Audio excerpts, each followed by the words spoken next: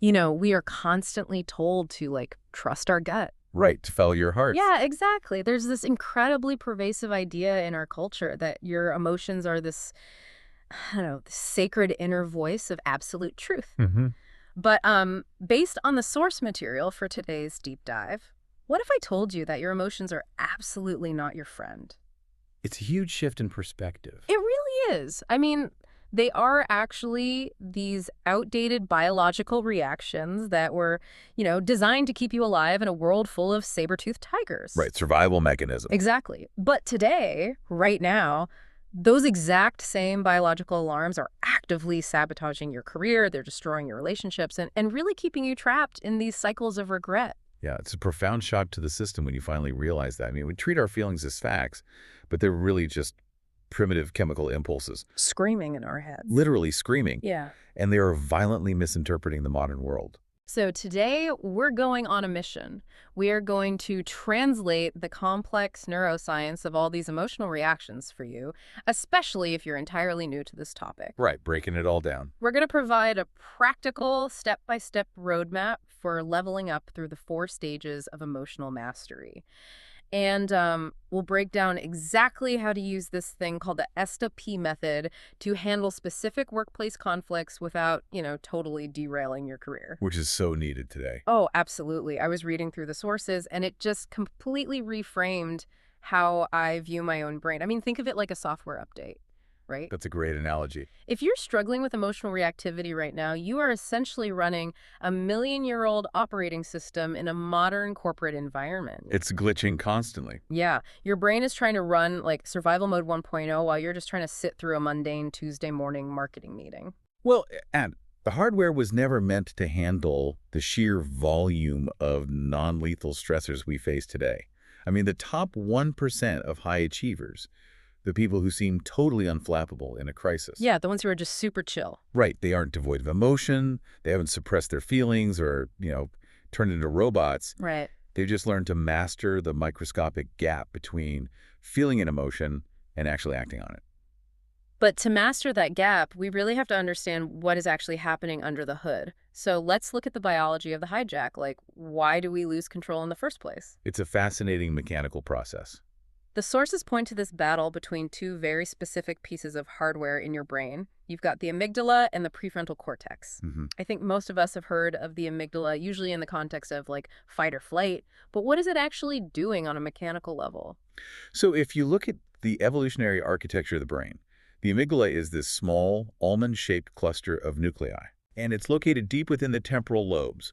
It is basically your personal, highly sensitive alarm system. Like a smoke detector. Exactly. Its sole biological imperative is to scan your environment for threats. And when it perceives a threat, it doesn't wait for your conscious permission. It just goes off. Right. It triggers an immediate, systemic, physical response to keep you alive. So like a saber-toothed tiger jumps out of the brush, the amygdala floods your body with adrenaline, and you run before you even consciously register the tiger's stripes. Yes. And the speed which this happens, that is the crux of the entire problem here. How fast are we talking? Well, the neural pathway from your senses, let's say your eyes or your ears, to the amygdala is essentially a biological superhighway. Okay. The amygdala can process a threat and trigger a massive release of stress hormones in as little as 12 milliseconds. Wait, 12 milliseconds. 12 milliseconds. I need to put that in perspective because that sounds insanely fast. A literal blink of an eye takes about, 300 milliseconds? Roughly, yeah. So you are reacting 25 times faster than a literal blink. It's entirely subconscious. You have no awareness of it. Now, contrast that rapid-fire system with the prefrontal cortex. The other piece of hardware. Right.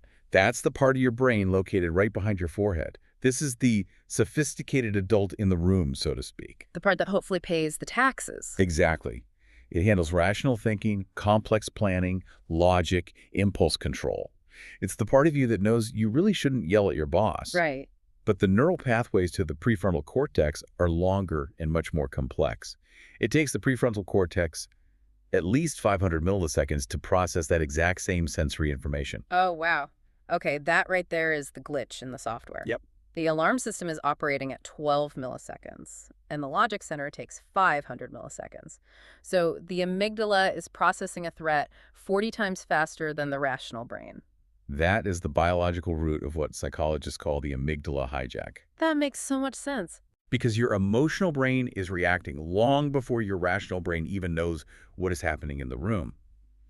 By the time you are consciously aware that you are angry or terrified, your physical state has already been drastically altered. Your body is already geared up for a fight. Completely. Your heart is racing to pump oxygen to your limbs, your muscles are tense, your digestion has actually shut down, and your bloodstream is completely flooded with cortisol and adrenaline. And when those chemicals hit the brain, it's not just a feeling, right? I mean, the source material details how blood flow is literally redirected. It physically changes. Yeah, it's pulled away from the logical prefrontal cortex and funneled straight into the primitive emotional limbic system. So you quite literally drop IQ points. You absolutely do. You become temporarily less intelligent when you are emotionally activated. You lose access to your executive function. And the really devastating part here is that your amygdala cannot differentiate between a physical predator and a social threat. It doesn't know the difference. No. It doesn't know what a mortgage is or what an aggressive email from a client means. It treats social threats like criticism, embarrassment, rejection, a condescending tone of voice. It treats all of those as literal life or death situations. That is wild. But it makes so much sense when you look at how people behave online, or even in traffic. Oh, traffic is a perfect example. Someone cuts you off and your body reacts as if someone just swung a club at your head. Exactly. But the problem isn't just the occasional traffic jam. The modern world is basically engineered to trigger this system constantly. We are bombarded with low-level stressors from the absolute moment we wake up. Yes, the phones. Right. News alerts designed to trigger outrage, an inbox full of urgent requests, Slack notifications pinging while you're trying to do deep work. It never stops. Your brain is receiving continuous signals that something is wrong. And this keeps that 12-millisecond alarm in a chronic state of activation, which means you're constantly marinating in cortisol. Marinating in cortisol, that sounds awful. And I assume the biological foundation we build on makes a huge difference here. I was fascinated by the data on sleep deprivation in the sources. It's so critical. It mentioned that missing just a few hours of sleep makes the amygdala 40% more reactive to negative stimuli. 40%. But why? What is actually happening in the brain when we're tired that makes us so much more likely to lose our temper? It essentially comes down to a physical buildup of waste in the brain. Waste, like trash. Sort of, yeah. When you are awake, your brain cells are burning energy, and that process produces metabolic byproducts, specifically a molecule called adenosine. Okay, adenosine. Adenosine builds up over the day. It creates sleep pressure. Now, during deep sleep, a biological mechanism called the glymphatic system essentially flushes cerebrospinal fluid through your brain tissue. Wow. And that washes away the adenosine and other toxic proteins. Okay, so it's like a street sweeper coming through at night. That's a perfect way to picture it. But if you cut your sleep short, the street sweeper doesn't finish its route. Oh, man. You wake up with a brain that is physically inflamed and cluttered. The connection between the prefrontal cortex and the amygdala, which is the inhibitory pathway that allows logic to hit the brakes on emotion, is severely weakened. Like the brakes are worn out. Exactly. Your prefrontal cortex is exhausted and your amygdala is hypersensitive. So you are biologically primed to interpret a completely neutral comment from your spouse as a vicious personal attack. Just because you didn't sleep. And the hidden costs of this are staggering.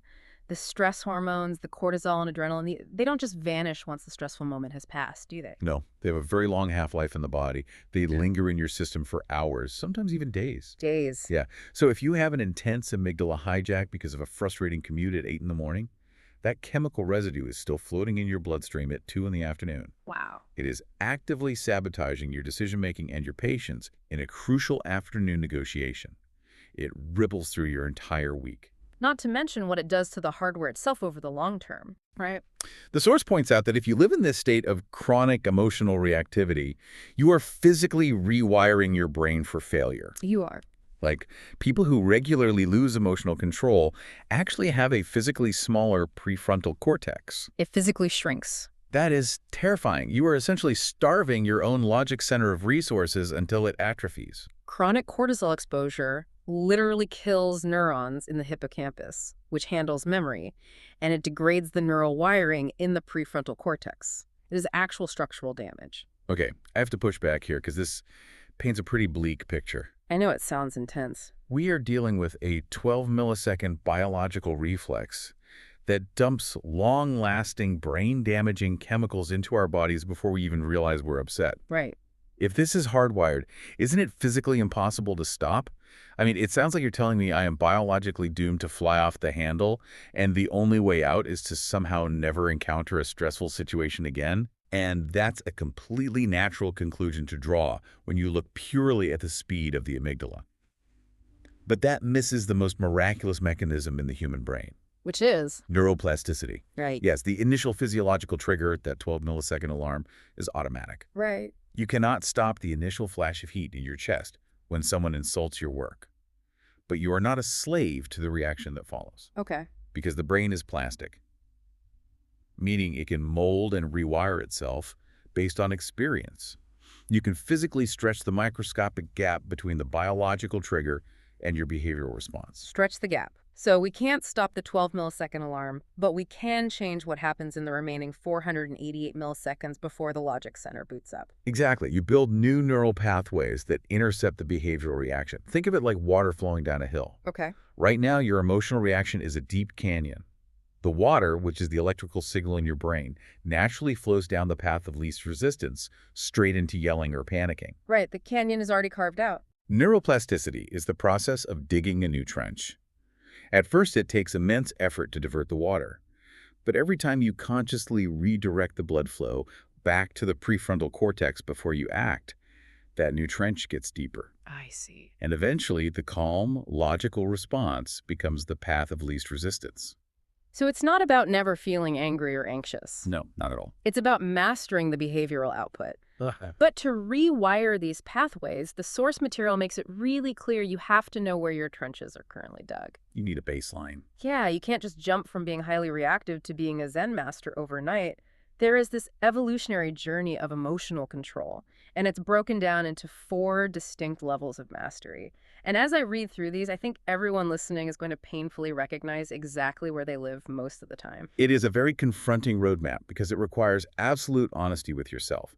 The baseline, where the vast majority of people spend their entire lives, is level 1, unconscious reactivity. Unconscious reactivity. At this level, you are completely at the mercy of your emotions. And the tragic part is you don't even realize you have a choice. Right. At level 1, feelings are treated as absolute, undeniable facts. Yes. Like if someone criticizes your project, you feel angry, so you yell. And if someone asks you why you yelled, your justification is, well, you made me angry, or I was just being authentic to my feelings. Exactly. There is zero awareness that a gap even exists between the stimulus and the response. People at level 1 view their emotions as weather events, like the storm just happened to me, I couldn't help it. Oh, that's such a good way to put it. And the destruction this causes in a professional environment is immense. The unpredictability at level 1 destroys trust. Because nobody knows what's coming. Right, your team never knows if they're going to get the calm, rational version of you or the explosive, defensive version. And because they can't predict your weather, they stop bringing you bad news. Oh. They hide problems from you until those problems become absolute catastrophes. To put an analogy to this, it's like trying to drive a manual transmission car, but you don't know what a clutch is. Yes. You are just unconsciously stalling the car out at every single stoplight and then getting out and yelling at the car manufacturer for building a broken machine. A perfect way to look at it. Now, the first step to progress the escape velocity needed to leave level 1 is simply the realization that the clutch exists. Just knowing it's there. The moment you realize, wait, my reaction is a choice, you are violently pushed into level 2. Conscious reactivity. And based on everything in the text, level 2 sounds like absolute psychological torture. It is, without a doubt, the most frustrating stage of human development.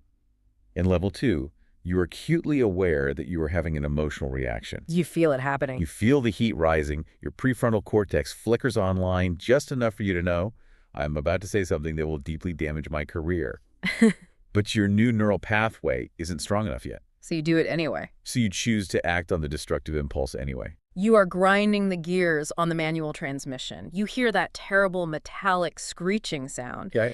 You know you're destroying the gearbox. You know you should press the clutch, but you just freeze up and keep forcing the shifter anyway. And because you now have that self-awareness, this level is characterized by immense guilt and shame. I can imagine. You know you messed up. But the trap of level 2 is how we soothe that guilt. We still justify the reaction. How so? You tell yourself, yes, I know I shouldn't have lost my temper in that meeting, but they really had it coming. They were being so disrespectful. You focus entirely on the other person's behavior to excuse your own lack of control. Oh man, it's the classic, I am responsible for my actions unless you provoke me, in which case you are responsible for my actions mindset. It's an illusion of control. Yeah. To move past level 2, you have to undergo a massive, painful paradigm shift. You must stop focusing on the other person's 50% of the interaction. You have to accept that you cannot control their disrespect, their incompetence, or their tone. You must take absolute, ruthless responsibility for your own 50%. Which is so hard to do. It is. But the moment you stop blaming the stimulus, you unlock level 3, conscious response. This is where the magic happens. This is shifting the gears smoothly with deep, deliberate concentration. Yes. You aren't stalling out, but it takes all your mental bandwidth to do it right. At level 3, your relationship with your own mind shifts fundamentally. You still feel the intense emotion, the anger, the panic, but you finally recognize that emotion as information, not an instruction. Wait, I love that distinction. Information, not an instruction. Unpack that a little bit. Okay, so in level 1, the emotion of anxiety is an instruction. It tells you, run away, hide, avoid the presentation. Right, it's a command. But in level 3, the anxiety is just information. It's saying, my body is elevating my heart rate because it perceives this presentation as important, and it wants me to be highly alert. Ah, I see. Feeling angry doesn't mean you have to act angry. You feel the heat, you acknowledge the amygdala's alarm, you hit the pause button, and you consciously choose a response that aligns with your long-term values rather than your temporary chemical state. You are finally using that microscopic gap. You are diverting the water into the new trench. Exactly. But as you said with the driving analogy, it takes immense cognitive effort at this stage. That sounds exhausting. It is exhausting to constantly monitor and override your impulses, which is why the ultimate destination, the absolute pinnacle of the roadmap, is level 4, emotional alchemy. Emotional alchemy. At this highest level of mastery, you don't just manage or tolerate the negative emotion, you fundamentally transform its nature. This is where you are racing effortlessly on the track. You aren't even thinking about the clutch or the gears anymore. It has just become your default operating system.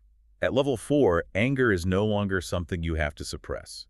It's transformed into an intense, laser-focused motivation to solve a systemic problem. Fear is transformed into heightened excitement and preparation. Disappointment becomes deep, analytical curiosity. You have rewired your mental model so thoroughly that you can consciously direct your own internal state. You're utilizing the energy of the emotion without acting out its primitive biological programming. That sounds incredible, but I want to make sure we don't paint this as some kind of fantasy land. It isn't a straight line, right? Oh, definitely not. You don't just grind your way to level 4, hear a little achievement unlocked sound in your head, and stay there forever. Not at all. One of the most fascinating aspects of human psychology is how context-dependent our neural wiring can actually be. What do you mean by that? Well, you might operate as a level 3 master in the boardroom. You are calm, collected, strategic, under fire. Right. But the moment you go home for the holidays and your mother makes a very specific passive-aggressive comment about your lifestyle, you instantly regress to level 1, unconsciously screaming like an angry teenager. Oh, wow. Because the neural pathway tied to that specific trigger, like your mother's criticism, is a canyon that was dug over decades. Precisely.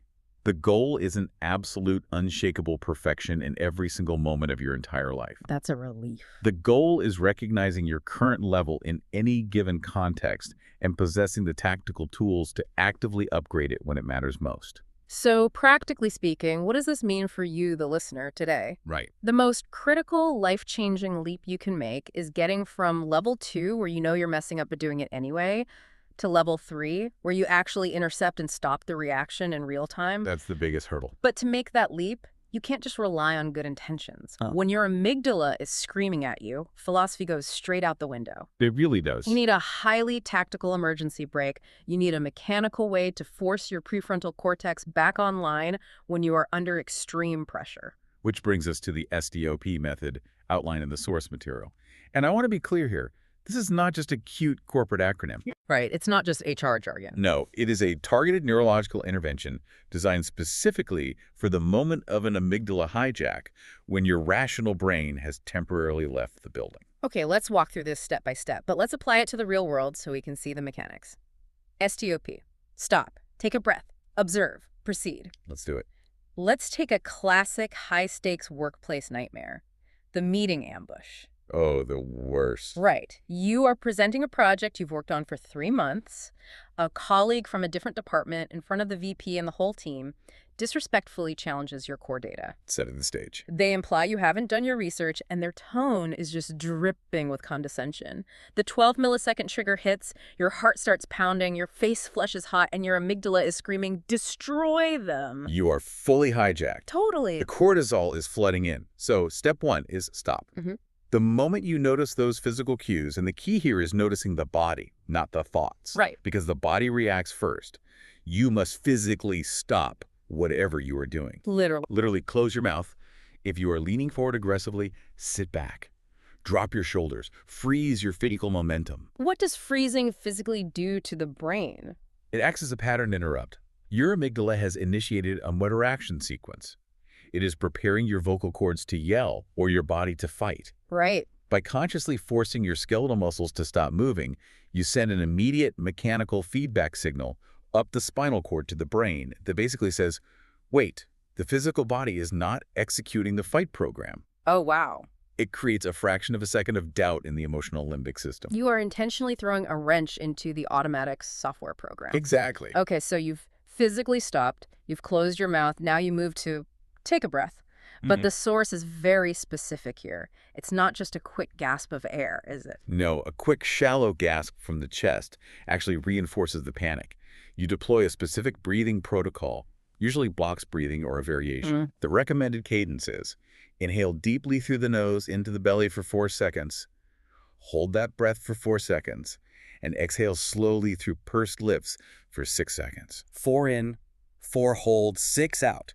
Why the extended exhale? Why is that 6-second out breath so critical? Because of a biological superpower called the vagus nerve. The vagus nerve. Yeah, it's cranial nerve 10. It wanders all the way from your brainstem, down through your neck, into your chest, and wraps around your heart, your lungs, and your digestive tract. That is a long nerve. It is the primary communication superhighway between your brain and your major organs. And how does the breath interact with that nerve? When you are ambushed in that meeting, your sympathetic nervous system, the fight or flight side, is completely dominant. Your heart pacemaker cells are firing rapidly. Beating out of your chest. Right. But when you execute an extended slow exhale, it physically stimulates the vagus nerve. The vagus nerve then releases a neurotransmitter called acetylcholine directly onto the heart's pacemaker cells, forcefully decelerating your heart rate. Wait, so you are manually hacking your own heart rate? You are using the respiratory system as a manual override for the autonomic nervous system. That is wild. By forcing the heart rate down, you activate the parasympathetic nervous system, which is the rest and recovery side. It acts as a chemical brake on the cortisol flood, literally cooling down the amygdala and signaling the prefrontal cortex that it is safe to boot back up. That is incredible. Okay, so you've closed your mouth, you've done the 4-4-6 breath, your heart rate is stabilizing, and the blood is flowing back to your forehead. Now you move to observe. Yes. Now that your prefrontal cortex is flickering back online, your job is to observe the situation like a scientist, separating the objective facts from the subjective emotional interpretation. Okay. In the meeting ambush scenario, what is the actual indisputable fact? Well, the fact is, my colleague asked a difficult, critical question about data source on slide 4. Exactly. That is the raw data. But what is the amygdala's interpretation? Oh, the interpretation is, this guy is trying to humiliate me in front of the VP. He wants to steal my promotion, and he has literally always hated me. The amygdala is writing this paranoid, fictional thriller. And if you react to the fictional thriller, you sound unhinged and defensive. Right. The observe step forces you to strip away the narrative. Once you isolate the raw fact a question was asked about slide 4, you can move to the final step, P. Proceed. Proceed. You ask your newly awakened prefrontal cortex, what response aligns with my long-term goal of maintaining a stellar, unshakable professional reputation in front of the VP?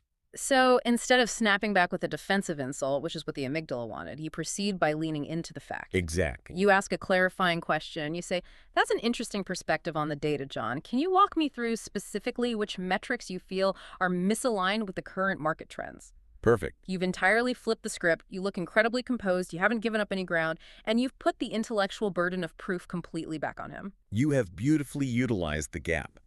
You experience the emotional trigger, but you engineer the behavioral outcome. It's almost like a superpower. It really is.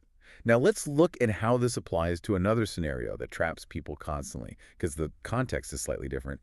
The angry email. Oh, yes. You open your inbox at 4:30 in the afternoon, and there is a harsh, unfair, multi-paragraph email from your boss criticizing a decision you made, and they copy 3 other people. Oh, this is my kryptonite. I hate that. The immediate, overwhelming urge is to place the fingers on the keyboard and start typing out a 500-word, highly defensive manifesto, complete with attached receipts and bullet points, proving exactly why they are wrong and I am right. Which, in the history of corporate communication, has never once improved a situation. Never. Not once. So we deploy the S-P method. Stop. Literally, physically take your hands off the keyboard, push your chair back from the desk, break the visual line of sight with the glowing screen. Break the physical connection to the trigger, because if I'm touching the keyboard, the temptation to fire off the email is just too strong. Exactly. To take a breath, execute the 4-4-6 box breathing protocol until you feel the tension in your jaw release and your heart rate drop. Right. And the distinct advantage you have with an email as opposed to a live meeting is the luxury of time. You do not have to rush this biological reset. Take 5 minutes, go walk to the kitchen and get a glass of water. Yeah. Keep breathing until the physical urgency to defend yourself subsides. Then we hit observe. But in this case, am I observing the email or am I observing myself? Both. But start with yourself. Observe your internal state without judgment. Note to yourself, I am feeling deeply threatened, unappreciated, and my pride is wounded right now. Just label it. Acknowledge the information the emotion is providing that your work is important to you. And then observe the fact of the email. Your boss has incomplete information and is reacting poorly to it. And then P, proceed. Which, in the case of an angry email, what does that actually look like? Do I just send a watered-down response? Proceeding might mean consciously choosing no immediate response whatsoever. Really, just ignore it. For the moment, Mm. you recognize that you are still slightly compromised and your boss is clearly compromised. You draft the defensive manifesto if you need to get it out of your system, but you delete the to address and you save it in your drafts. Ah, the draft folder trick. You wait 24 hours. You proceed by deciding that the best course of action is to address it verbally the next day when both amygdalas have cooled down. I love the email example because you are alone in your office, right? No one can see you doing the breathing exercises. True. But I have to push back hard on the live meeting scenario. I really want to explore this because if I am in a high-stakes meeting and someone attacks my idea and I suddenly stop talking, close my eyes, and breathe heavily through pursed lips for 10 or 15 seconds doing box breathing, isn't that going to look incredibly awkward to my team? It's a common concern. Won't my boss think I'm freezing up or having a panic attack? It feels like social suicide. It is a totally valid fear, and to be honest, it is the primary reason people abandon this technique when they actually need it most. They are terrified of the silence. Exactly. The silence is deafening. Yes. There might be a 5 or 10-second window of social tension. It might feel awkward to you, but I want you to weigh that temporary fleeting awkwardness against the permanent career damage of a 60-second emotional outburst where you call your colleague an idiot in front of the VP. Well, when you put it like that, that is a stark comparison. 10 seconds of weird silence versus a permanent note in my HR file. But it goes deeper than that. The premise of your fear is that silence looks weak. Right. In reality, mastering the pause is a display of immense social power. How so? Think about the dynamics of an ambush. When someone attacks you verbally, they are dumping their chaotic, anxious energy onto you. They expect you to catch it and throw chaotic energy back. They want a reaction. They expect a rapid defensive reaction. When you refuse to play that game, when you hold their gaze, take a slow, deliberate breath and let the silence stretch for 5 seconds without scrambling to defend yourself, you project an aura of absolute, unshakable control. You are refusing to accept their frantic pacing. You are basically dictating the rhythm of the room. Exactly. Silence makes the attacker deeply uncomfortable. It forces their own words to hang in the air. I never thought about it like that. Often, in that 5-second pause, the attacker will actually start backpedaling or softening their tone because the silence is just so heavy. You aren't freezing, you are commanding the space. Wow. The pause is power. It's not a retreat. It's taking the high ground. Precisely. Okay, so the S-P method is our tactical bridge. It is the emergency brake that prevents disaster in the moment. But the source material makes it clear that to truly reach level 4 on our roadmap, that state of emotional alchemy where we aren't just slamming on the brakes, but fundamentally changing how we process reality, we need more than just emergency tools. We need structural changes. Right, we have to upgrade the brain's actual structural wiring. We need technical upgrades. And this is where the neuroscience of neuroplasticity becomes incredibly empowering. We aren't just talking about psychological tricks here. We are talking about structural brain remodeling. Literal remodeling. Yes. When you practice these emotional control techniques over months and years, your brain physically morphs. We already discussed the grim reality that chronic reactivity shrinks the prefrontal cortex. Right, the starving logic center. Well, the inverse is biologically true. Practicing emotional regulation actually increases the gray matter density in your prefrontal cortex. You are physically building a larger, more robust logic center. It really is like going to the gym, but instead of building a bicep, you are building the hardware of your own self-control. And it isn't isolated to just the prefrontal cortex. Several other key brain structures undergo significant upgrades. Take the anterior cingulate cortex, or ACC. The ACC. This is the brain's attention regulation center. As you practice observing your emotions, the ACC gets physically thicker. Yes, physically denser. This means your ability to sustain focus during a crisis and your capacity to notice your own emotional reactions earlier in that 12-millisecond cycle drastically improves. Okay, what about the insula? The text mentioned that as well in relation to the body. The insula is responsible for interoception. Interoception. Yeah, that's your awareness of the internal state of your body. As you practice techniques like the S-P method, your insula becomes more finely tuned. Do you feel things sooner? Exactly. You start catching those early physical cues. The slightly tightened jaw, the microscopic change in your breathing rhythm, the tension in your stomach, long before the full amygdala hijack is complete. You get an early warning system. But the part that absolutely fascinated me was the default mode network, because I struggle with this constantly. Yes, the default mode network, or DMN, is an interconnected web of brain regions, including the medial prefrontal cortex and the posterior cingulate cortex. Okay. It is what neuroscientists often call the monkey mind. The monkey mind. It is the network that becomes highly active when you are not focused on a specific task. It's what is running when you are ruminating, worrying about the future, or obsessing over an argument you had 3 years ago in the shower. The shower arguments. Yes, my DMN is apparently working overtime. So what happens to this network when we practice emotional mastery? Brain imaging shows that with consistent emotional regulation practice, the baseline activity of the default mode network actually quiets down. It just chills out. The connections that cause endless rumination weaken. Your baseline resting state shifts from agitated wandering to a more centered, present awareness. You suffer less in your own imagination. That sounds like pure freedom. Yeah. So how do we actively build this new gray matter? How do we thicken the ACC and quiet the DMN? There are tools. Right. The source provides some incredibly advanced cognitive tools. Let's start with cognitive reframing, because I think this is something people misunderstand as just like positive thinking. It is absolutely not toxic positivity. Cognitive reframing is a deliberate mechanism to force your brain out of its immediate, biased, threat-based interpretation. How does it work? The technique is to generate 3 alternative explanations for any trigger. 1 positive, 1 negative, and 1 completely neutral. Give me a tangible example of that. Let's say your boss walks past your desk in the morning, looks right at you, but doesn't say hello. The automatic level 1 amygdala interpretation is, they are furious with me, I'm getting fired, I need to update my resume right now. Right. Your DMN will spin that narrative all day. Reframing forces you to pause and use your prefrontal cortex to generate 3 plausible alternatives. Okay, so let's hear them. Negative. They are annoyed because I missed a deadline yesterday. Positive. They are so focused on pitching my promotion to upper management that they are lost in thought. Neutral. They have a terrible migraine and are rushing to their office to take medication. But Am I supposed to actually believe the positive one? Because that feels a little delusional. No, the goal isn't to delusionally convince yourself of the positive scenario.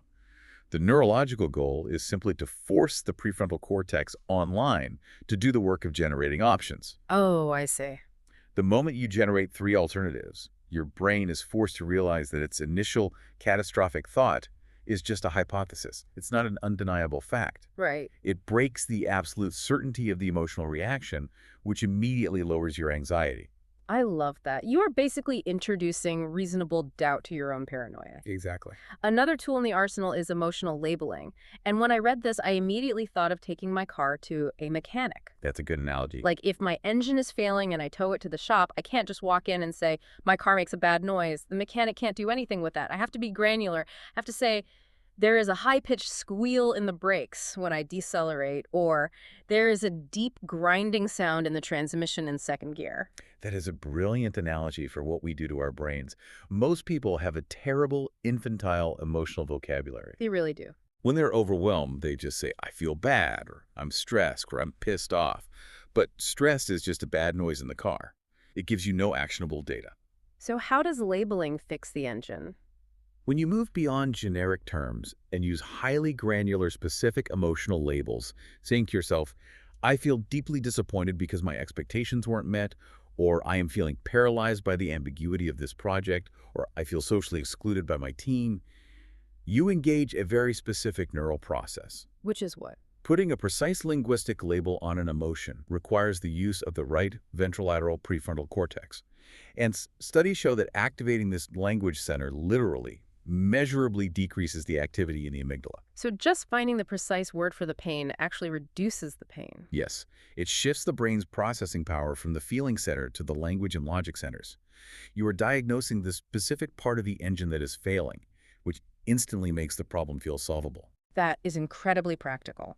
Then the source talks about somatic regulation, which is basically using the physical body to fix the mind rather than trying to think your way out of a feeling. Because the mind and body are a continuous feedback loop. Okay. When you are hijacked, your body is primed for physical combat. The adrenaline is telling your muscles to contract. Right. You can't always reason with a body that thinks it's fighting a tiger, so you have to speak its language. Progressive muscle relaxation is one tool. You intentionally tense a muscle group as hard as you can for 5 seconds, and then release it. Just clench and release. You are giving the body the physical discharge of energy it is desperately craving, which completes the stress cycle. The source also mentions cold exposure, like splashing freezing water on your face. Yes, the mammalian dive reflex. What's that? Plunging your face into ice water is a massive shock to the system that forcefully, intensely activates the vagus nerve. Your body prioritizes conserving oxygen, which immediately overrides the panic state and forcefully drops your heart rate. It is a biological reset switch. Wow, just ice water on the face. The last cognitive tool here is timeline reframing. And this feels like the ultimate cure for that catastrophic tunnel vision thinking we all get. When you are emotionally hijacked, your perception of time shrinks.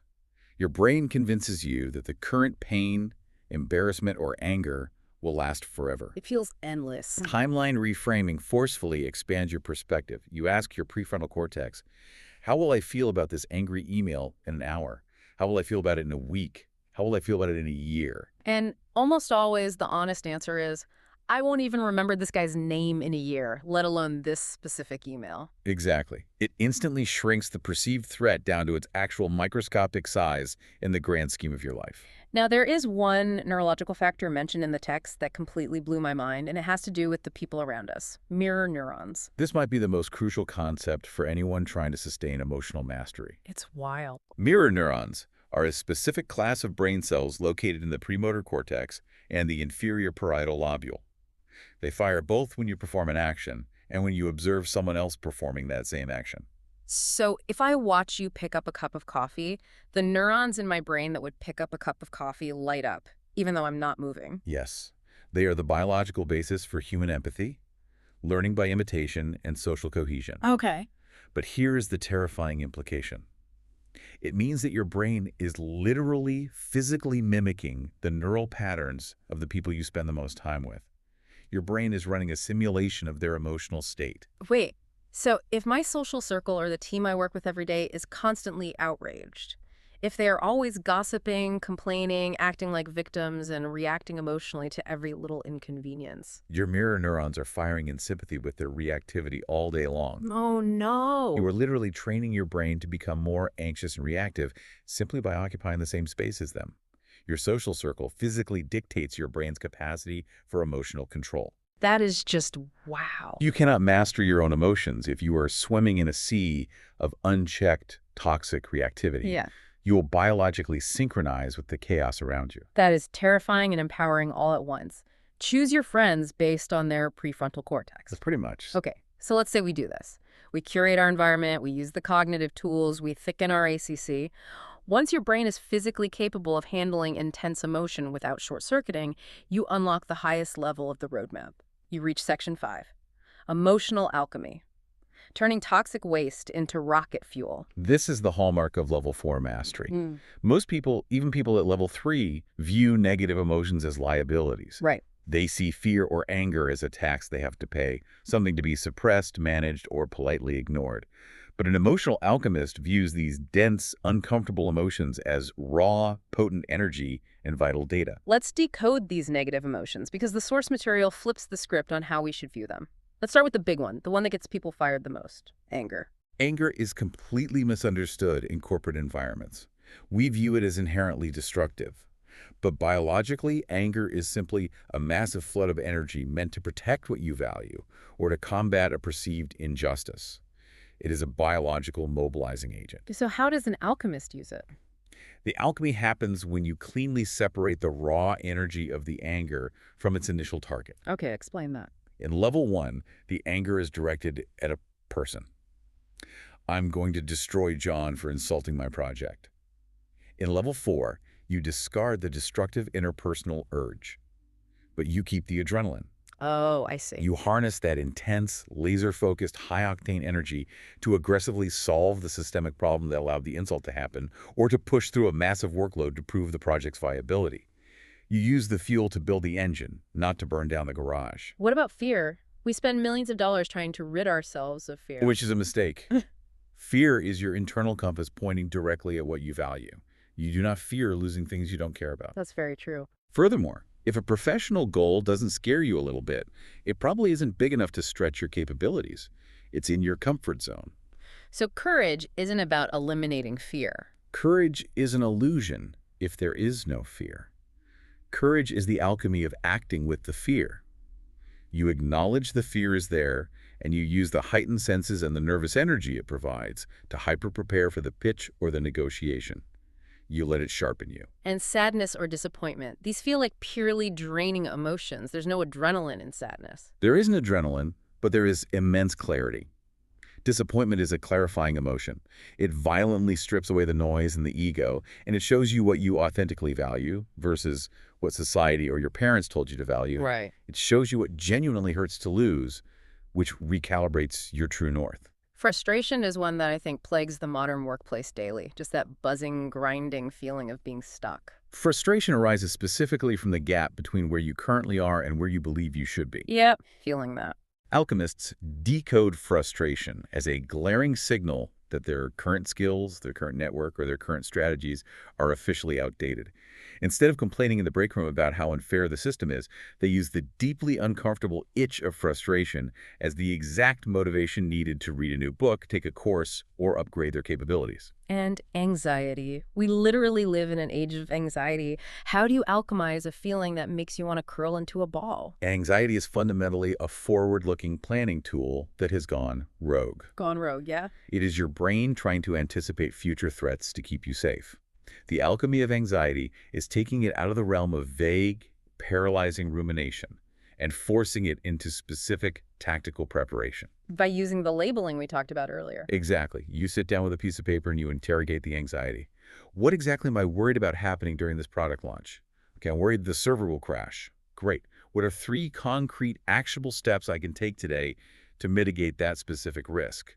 You transform the vague dread into a tech list. I love the framework of alchemy, but I really have to pause here and challenge this core premise. Go for it. It sounds incredibly poetic on a deep dive to say, use your anger as fuel. But in reality, on a Tuesday at 9 p.m., when you are fuming about an injustice, isn't it psychologically dangerous to try and harness that? How so? Like if I am constantly using my anger at a competitor or my deep frustration with a toxic boss to fuel my 80-hour work weeks, doesn't that just make me a highly productive but deeply bitter, resentful, and ultimately miserable person? Doesn't the poison seep in? This is a brilliant distinction to make, and it is the exact trap that high achievers fall into. What you just described is not alchemy. It's not. No, what you described is suppression and hoarding. If you are holding on to the anger, replaying the injustice in your head, and using that dark narrative as a whip to punish yourself into working harder, you will absolutely burn out. You will become bitter, and the cortisol will destroy your health. So how is alchemy practically different from that? Alchemy requires a complete separation of the physiological energy from the psychological narrative. To be an alchemist, you must first accept the reality of what happened, forgive the person internally, so you sever the emotional cord to them, and completely discard the story of your own victimhood. You just drop it entirely. You drop the narrative. But, and here's the key, you keep the physiological wakefulness, the drive, and the focus that the initial anger gave you. You are transforming the emotion into pure utility.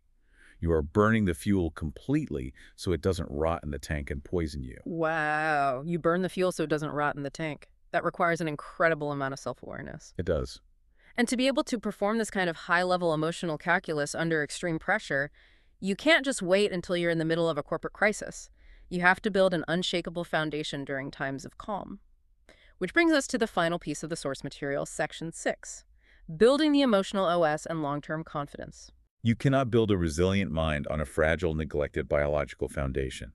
The unsexy, unglamorous truth of emotional mastery is that it does not begin with philosophy. It begins with baseline biological optimization. The hardware maintenance, we touched on sleep, but the sources emphasize nutrition and exercise as well. Because they directly impact your neurochemistry. Nutrition matters profoundly because your prefrontal cortex is an energy hog. It runs almost exclusively on glucose. Okay. When you eat a terrible diet that causes your blood sugar to violently spike and then crash, your emotional stability crashes right along with it.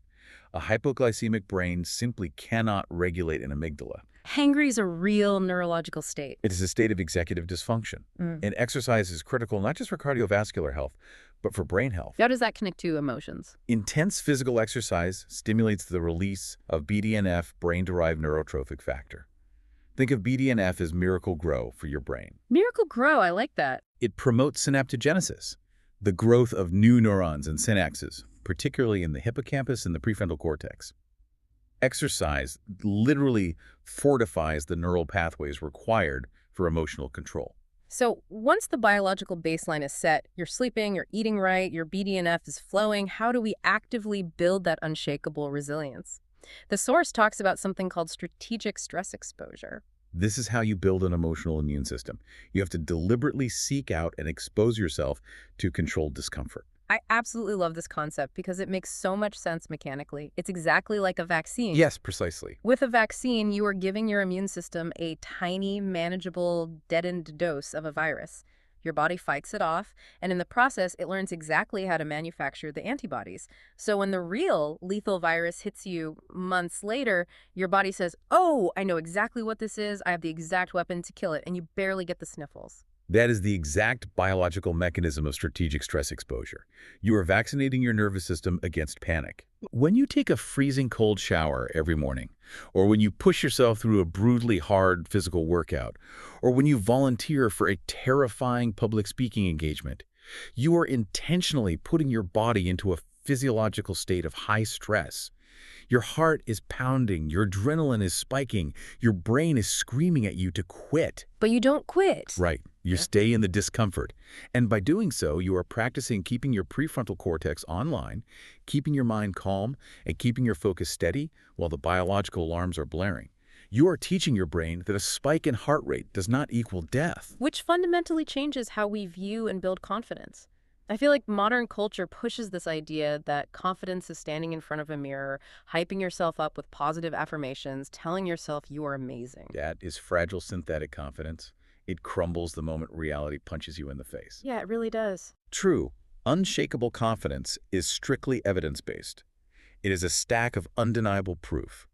You build it by taking action despite the fear, surviving the discomfort, and proving to your own brain through repetitive action that you can handle adversity. You build it through competence. Exactly. Getting genuinely, undeniably good at your job, at problem solving, at difficult communication, and you build it through what psychologists call future orientation.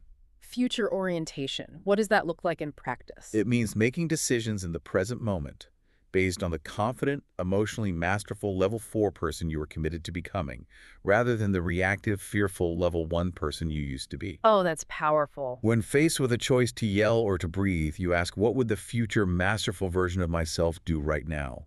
And then you execute that action. You act as the future version of yourself until the present biology catches up. Okay, let's tie this all together because the source material mentions a specific phrase that I think is the key to this entire deep dive, the compound effect. If we pull back and look at the trajectory of a human life, emotional mastery is not a singular dramatic event. Right. It's not one big victory. Exactly. It compounds, just like interest in a bank account. Every single time you use the Estapapi method, instead of sending that destructive email, every single time you choose the difficult work of neuroplasticity over the easy 12-millisecond reaction, you make a microscopic deposit into a compounding account. And those deposits add up across every domain of your life. Completely. You build deep, unshakable relational trust with your spouse. You build a reputation in your industry as a steady, reliable leader who doesn't crack under pressure. You build profound physical health by lowering your chronic cortisol burden, protecting your heart and your brain. And eventually, over years of these tiny choices, you achieve a state that Nassim Taleb calls anti-fragile. Anti-fragile. You move beyond just being resilient, which is merely surviving chaos and returning to baseline. When you are anti-fragile, you actually require chaos, stress, and obstacles to grow stronger. The unexpected challenges at work don't break you. They become the exact resistance training that increases your capability. The obstacles become your training ground. This has been an incredibly profound journey today. We started by confronting the uncomfortable truth that our emotions are outdated, 12-millisecond biological alarms. We really unpacked a lot. We did. We mapped out the painfully honest 4 levels of mastery, moving from unconscious reactivity all the way to emotional alchemy. We learned how to deploy the S.P method and the biology of the vagus nerve to survive workplace ambushes and angry emails. Very practical stuff. Yeah. We dove deep into the neuroscience of neuroplasticity, the ACC, and the default mode network. And we discovered how to strip the narrative from our negative emotions to turn them into pure rocket fuel. It truly is a complete structural paradigm shift for how to operate as a human being in a complex world. So, what does this all mean for you today as you step back into your life? Yeah. We want to leave you with one final provocative thought. Earlier, we talked about the terrifying nature of mirror neurons, how we biologically absorb the anxiety and reactivity of the people around us. Right. But remember, a mirror reflects both ways. Emotional contagion works in the positive direction, too. Absolutely. Think about this.